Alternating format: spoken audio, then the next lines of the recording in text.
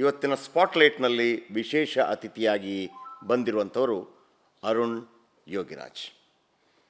ರಾಮಲಲ್ಲಾನ ವಿಗ್ರಹ ಕೆತ್ತಿ ಅದಾದ ನಂತರ ಇಡೀ ಆ ರಾಮಲಲ್ಲಾನ ವಿಗ್ರಹ ರಾಮ ಮಂದಿರದಲ್ಲಿ ಪ್ರತಿಷ್ಠಾಪನೆಗೊಂಡು ಲೋಕಾರ್ಪಣೆಯಾದ ನಂತರ ಇವತ್ತಿಗೆ 30-35 ದಿನಗಳು ಕಳೆಯಿತು. ಈ ಸಂದರ್ಭದಲ್ಲಿ ಈ 1 ತಿಂಗಳ ಅವಧಿಯಲ್ಲಿ ಏನೇನೆಲ್ಲ ಆಯಿತು ಅದರ ಬಗ್ಗೆ ಸ್ವತಃ ಅರುಣ್ ಯೋಗಿರಾಜ್ ಅವರ ಹತ್ರ ಕೇಳೋಣ. ಕಾರ್ಯಕ್ರಮಕ್ಕೆ ಆತ್ಮೀಯ ಸ್ವಾಗತ ಅರುಣ್ ಯೋಗಿರಾಜ್ ಅವರೇ. ಧನ್ಯವಾದಗಳು. ನನಗೆ ಎಲ್ಲಿಂದ ಶುರು ಮಾಡಬೇಕು ಅಂತ ಗೊತ್ತಾಗ್ತಿಲ್ಲ. ನೀವು ಅಯೋಧ್ಯೆಗೆ ಎಷ್ಟು ಬಾರಿ ಹೋಗಿದ್ದೀರಿ? ಸರ್, ಅಯೋಧ್ಯೆಗೆ ಸರಿಸುಮಾರು ಒಂದು 6-7 ಬಾರಿ ಹೋಗಿದ್ದೀನಿ. ಫಸ್ಟ್ ಟೈಮ್ ಹೋಗಿದ್ದೆ ಯಾವಾಗ? ಮೊದಲನೇ ಬಾರಿಗೆ ನಾನು ಯಾವಾಗ ಆಯ್ಕೆ ಆಯಿತು 3 ಶಿಲ್ಪಿಗಳಲ್ಲಿ ಒಬ್ಬ ಅಂತ ಏಪ್ರಿಲ್ನಲ್ಲಿ ಮೊದಲನೇ ಬಾರಿಗೆ ಹೋಗ್ತೀನಿ ಕಲ್ಲು ಸೆಲೆಕ್ಟ್ ಮಾಡಲಿಕ್ಕೆ. ನಂತರ ವಾಪಸ್ ಮೈಸೂರಿಗೆ ಬಂದು ಎಷ್ಟನೇ ಇಸ್ವಿ ಅದು?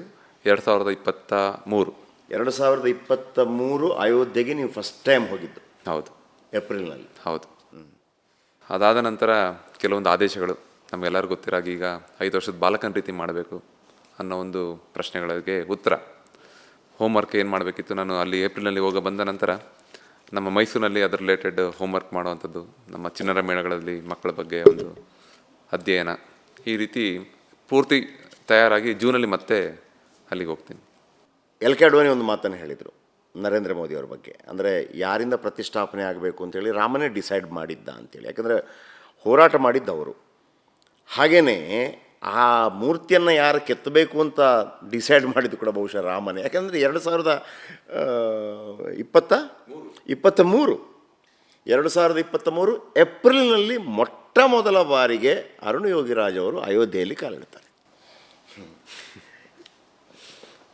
ಈಗ 35 ದಿವಸ ಆಯಿತು. ಹೌದು. ನಿಮ್ಮಲ್ಲಿ ಏನೆಲ್ಲ ಬದಲಾವಣೆಗಳಾಗಿದೆ? ಸರ್, ನನ್ನಲ್ಲಿ ಏನು ಬದಲಾವಣೆ ಅನ್ನೋದಕ್ಕಿಂತ ನಮ್ಮ ದೇಶದ ಜನತೆಯಲ್ಲಿ ಬದಲಾವಣೆ ಭಾಳಷ್ಟು ನೋಡ್ತಾ ಇದ್ದೀನಿ.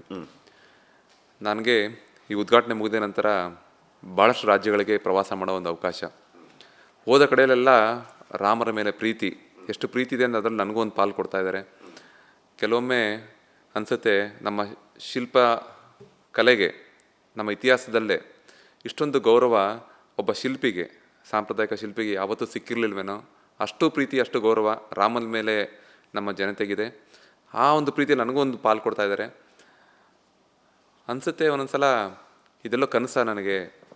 ಇದು ಅಷ್ಟು ದೊಡ್ಡ ದೇವಸ್ಥಾನ, ನಮ್ಮ ಅಯೋಧ್ಯೆ ಅಂದರೆ ನಮ್ಮ ರಾಮರ ಜನ್ಮಭೂಮಿ, ಅಂಥ ದೇವಸ್ಥಾನಕ್ಕೆ ಒಂದು ವಿಗ್ರಹ ನಾನು ಮಾಡಿಕೊಟ್ನ ಅನ್ನೋದು ಒಂದೊಂದು ಸಲ ನನಗೆ ನಂಬೋಕ್ಕೆ ಅಸಾಧ್ಯ. ಆದರೆ ನಮ್ಮ ಜನತೆ ತೋರಿಸ್ತಾ ಇರೋ ಪ್ರೀತಿನೂ ಸಹ ನಾನು ಅದನ್ನು ಹೇಗೆ ಹೇಳೋದು, ಬಾಯಲ್ಲಿ ವರ್ಣಿಸಲಿಕ್ಕೆ ಆಗ್ತಿಲ್ಲ. ಅಷ್ಟು ಪ್ರೀತಿ ಎಲ್ಲ ರಾಜ್ಯಗಳಲ್ಲೂ.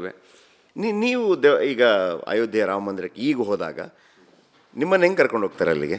ಸರ್, ಮುಂಚೆ ನಾನು ಬರಲಿಕ್ಕೆ ಮುಂಚೆ ಇನ್ಫಾರ್ಮ್ ಮಾಡಬೇಕಾಗತ್ತೆ ಅಲ್ಲಿ ನಮ್ಮ ಪೊಲೀಸ್ ಡಿಪಾರ್ಟ್ಮೆಂಟ್ಗೆ ಮತ್ತು ಅಲ್ಲಿ ಕಮಾಂಡರ್ಸ್ ಅವರಿಗೆ. ಒಂದು ಜನರಲ್ಲಿ ಶಿಲ್ಪಿಯನ್ನು ಭೇಟಿ ಮಾಡೋ ಒಂದು ಆಸೆ ಇರುತ್ತೆ. ಅದರಿಂದ ಸ್ವಲ್ಪ ಕೆಲವೊಮ್ಮೆ ಹೆಚ್ಚಿನ ಜನ ಬರೋ ಸಾಧ್ಯತೆ ಇರೋದ್ರಿಂದ ಅವ್ರಿಗೆ ಇನ್ಫಾರ್ಮ್ ಮಾಡಿ ಹೋಗುವಂಥದ್ದು. ಜೊತೆಗೆ ನಾನು ಹೋಗೋ ವಿಷಯನ ನಮ್ಮ ಟ್ರಸ್ಟಿಗಳಿದ್ದರೆ ಅವ್ರ ಜೊತೆ ಒಂದು ಕೋಆರ್ಡಿನೇಟ್ ಮಾಡಿ ಹೋಗುವಂಥದ್ದು ಮಾಡ್ತಾಯಿದ್ದೀನಿ. ಅಲ್ಲಿ ರಾಮನ ಮುಂದೆ ನಿಂತಾಗ, ಆ ಮೂರ್ತಿ ಮುಂದೆ ನಿಂತಾಗ ನಿಮ್ಮ ಭಾವ ಏನು ಆಗ? ಸರ್, ನನಗೆ ಪ್ರತಿಷ್ಠಾಪನೆ ಹಿಂದಿನ ದಿವಸ ರಾತ್ರಿ ಭಾಳಷ್ಟು ಗಣ್ಯರು ಅಲ್ಲಿಗೆಲ್ಲ ಬರ್ತಾರೆ. ನಮ್ಮ ಯೋಗಿ ಆದಿತ್ಯನಾಥ್ ಜಿ ಇರ್ಬೋದು, ಮತ್ತು ಟಾಟಾದವ್ರ ಚೇರ್ಮನ್ ಇರ್ಬೋದು, LNT ಚೇರ್ಮನ್ ಇರ್ಬೋದು. ಸೊ ಎಲ್ಲರೂ ಬಂದು ಹೋದ ನಂತರ ಕೊನೆಗೆ ಅನಿಸಿದ್ದು, ಇದು ನಾನು ಮಾಡಿದ್ದಲ್ಲಪ್ಪ, ಇದು ಅವರೇ ಮಾಡಿಸ್ಕೊಂಡಿದ್ದಾರೆ. ಸಾಮಾನ್ಯವಾಗಿ ನಮ್ಮ ಕೆಲಸ ನಮಗೆ ಪರಿಚಯ ಇರುತ್ತೆ, ಅದು ಏನೇ ಬದಲಾಗೋಕ್ಕೆ ಚಾನ್ಸೇ ಇಲ್ಲ.